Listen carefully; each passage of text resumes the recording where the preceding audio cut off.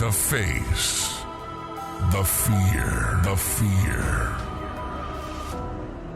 Mr. Cemetery's Terror Tales begins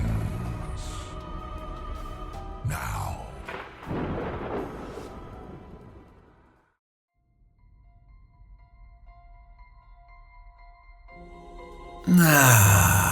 Welcome back, my fear-famished fiends. Last time, we left our poor, trembling toy collector in quite a tight situation, didn't we? A little wooden friend with wandering feet, creeping hands, and a voice that should never, ever be heard. He tried to ignore it.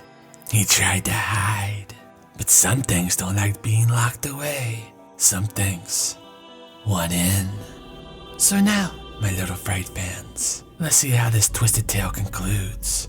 Will our unlucky soul finally free himself from his cursed companion? Nor has the puppet already pulled the strings on his fate? Settle in and don't let your guard down. I call this one Tangled in Terror, Part 2. Enjoy.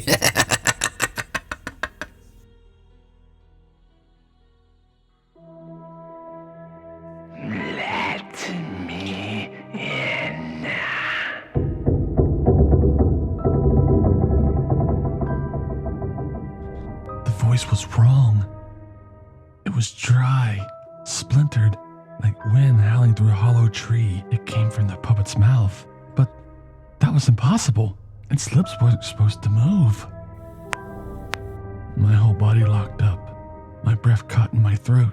Then, the puppet twitched. Just a tiny movement. One of its fingers, those awful, jointed fingers, started curling. And I bolted. I didn't care how stupid I looked. I ran for the door, grabbed the handle,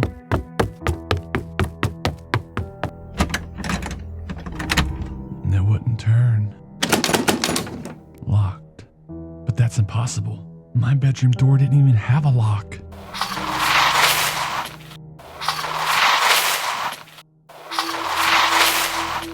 And I turned my head.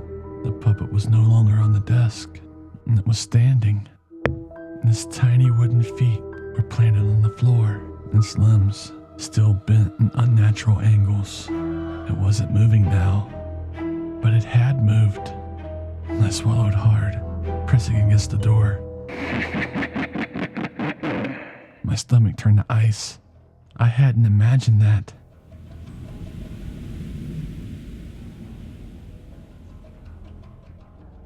The air in the room changed, thickening like molasses.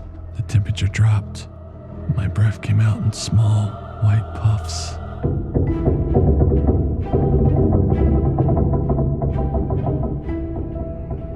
The puppet twitched again, its fingers flexing. Then, slowly, I almost didn't catch it, but its head began to tilt.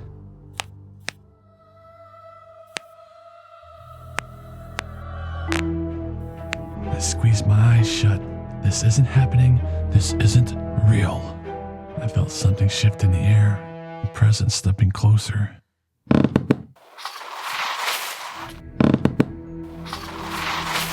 And it was walking towards me. I snapped. I lunged for my desk lamp and grabbed it by its base, spinning to swing it at the puppet. But it was gone. And then, the rustling, like fabric moving, my blankets, my stomach twisted with nausea as I forced myself to look. The lump under my cover shifted, a faint ticking sound, wood tapping against itself. The blanket started to rise, and I yanked them off. The puppet lunged, and I barely had time to react before it was on me. Those horrible wooden hands clawing at my shirt, pulling, gasping, its mouth hanging open in a grotesque, jagged grin. And I threw it across the room and hit the wall with a sickening crack. It crumbled to the floor. For a long, horrible moment, nothing happened. Then,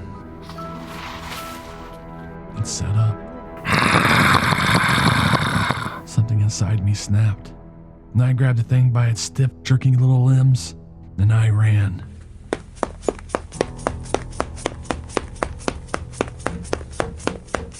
And I threw the door open. I didn't question how. I bolted down the stairs, through the kitchen, and out the back door. My feet hit that cold grass, and I sprinted toward the fire pit in the yard.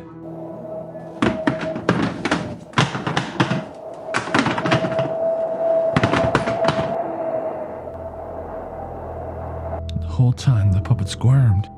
It wasn't just the movement. It was the feeling, the pulse beneath my fingers, the faint vibration like something breathing just under the wood. Let me in. I almost dropped it. Instead, I hurled it into the fire pit.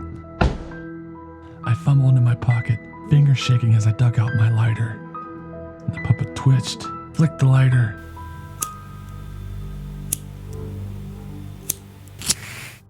And the puppet set up. I didn't think. I just dropped the lighter in. And the scream ripped through the night.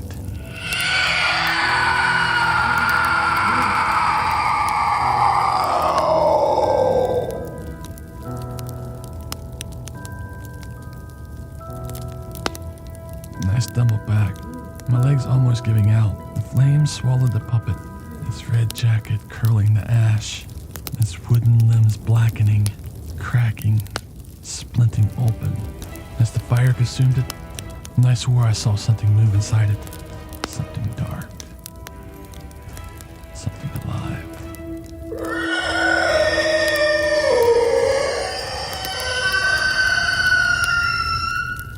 Then it was gone. The air shifted. The weight pressing down on my chest lifted. Silence. I stood there for what felt like hours, just watching the flames die down. When I finally turned to go back inside, the house felt normal again. No heavy air, no unseen eyes, and I barely slept that night, but nothing happened. No whispers, no tapping, no movement, and it was gone. The next morning, I told my mom I lost the puppet. She barely even noticed, and everything went back to normal. Well, almost. Because sometimes, just sometimes, when I walk past the fire pit, and I swear I smell burning wood. And once, late at night, I heard a faint voice whispering in the wind. Let me in.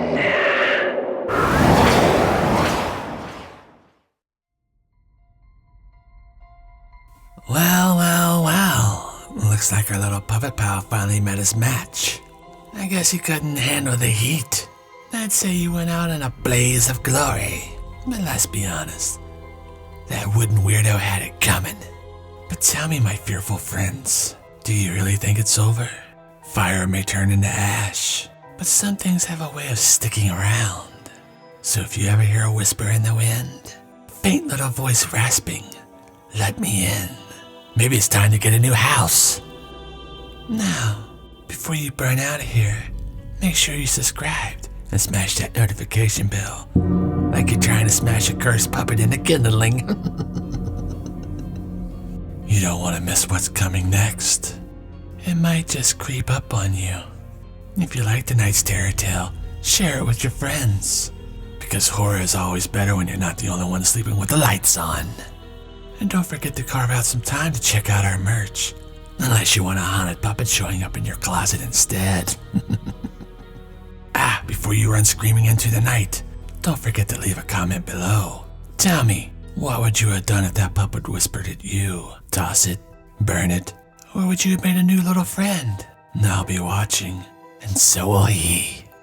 Until next time, my creepy companions, remember, if a puppet ever whispers in the dark, don't let it in, unless you're looking for a real hands-on experience.